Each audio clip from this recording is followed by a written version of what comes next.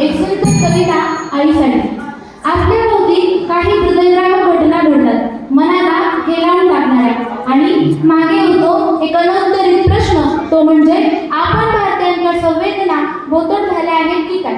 आजकाल वयोवृद्ध आईवडिलांना वृद्धाश्रमात सोडण्याचा ट्रेंडच सुरू झाला आहे की काय, असे मला वाटते. ज्या दिवशी आपण भारतीयांना आत्मपरीक्षणाने आत्मचिंतनाने याची जाणीव होईल की आपण आईवडिलांना सांभाळत नसतो, तर आपण आईवडिलांकडे राहत असतो, तेही आयुष्यभर. मला असे वाटते त्यानंतर अल्पावधीतच या देशातील सर्व वृद्धाश्रम बंद होतील, कोणतेही कलम, कायदा वा सक्तीशिवाय. या देशातील सर्व मुलामुलींवर चांगले संस्कार करणाऱ्या आईवडिलांना मी प्रणाम करते व कविता सादर करते. एक सुंदर कविता आईसाठी. कवी संकर्ष कराडे. आज म्हटलं स्वतःला जाब विचारावा, आज म्हटलं स्वतःला जाब विचारावा, आईसाठी आपण काय करतो आढावा घ्यावा. आपण पहाटे उठलोय आणि आई दुपारी, असं कधी घडलंय?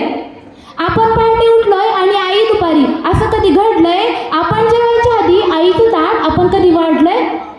बरं, तुम्ही घरी येताना आईसाठी कधी काय आणता? आपण कधीच काय विनाकारण घेऊन जात नाही की तुम्ही घरी येताना आईसाठी कधी काय आणता. बरं, तुम्ही सांगा तुमच्या स्वतःच्या आईचा फेवरेट कलर कोणता? आईला हवं ते सगळं मिळू दे अशी प्रार्थना कधी केली आहे? देवा, आईला हवं ते सगळं मिळू दे अशी प्रार्थना कधी केली आहे? पाहिलं का आई शेवटची कधी ऑनलाईन आली आहे? तिच्या बर्थडेची पार्टी तिच्या मैत्रिणींना बोलवून देतो, हे सगळं ती करते बरं का. तिच्या बर्थडेची पार्टी तिच्या मैत्रिणींना बोलवून देतो, तिने केलेला पसारा कधी आपण आवरतो? तरीही बाळाला कोणी बोललं की तिचं मन येतं भरून. आपण काही करत नसताना तरीही बाळाला कोणी बोललं की तिचं मन येतं भरून, आपण मात्र बोलताना शिव्या आईवरून. लक्षात ठेवून बाळासाठी ती सतत हात पसरते. नशिबापुढे, देवापुढे, दैवापुढे माझ्या बाळाचं भलं होऊ दे. लक्षात ठेवून बाळासाठी ती सतत हात पसरते, पण स्वतःची मात्र दुपारची बेपीची गोळी विसरते. आईची आई होऊन बाळांनो कधीतरी वागा ना, आईची आई होऊन बाळांनो कधीतरी वागा ना, तिचा खरबडीत हात हातात घेऊन एकदा बघा ना. कितीही कर्तृत्व गाजवा तुम्ही झेप कमी पडते, खूप उंचावर गेलो आपण तरीही.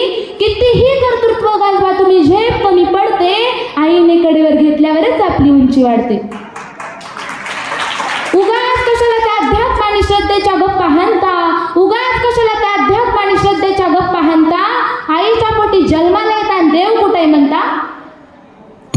आईला सतत मुलांचा ध्यास, त्यांच्या प्रेमाची धुंदी. आईला सतत मुलांचा ध्यास, त्यांच्या प्रेमाची धुंदी. बाळांनी गंमतांनी नाही तरी आई सदा आनंदी.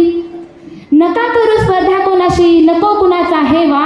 नका करू स्पर्धा कोणाशी, नको कुणाचा हेवा. जग जिंकायचंय का तुम्हाला, आईच्या पायावर डोकं ठेवा.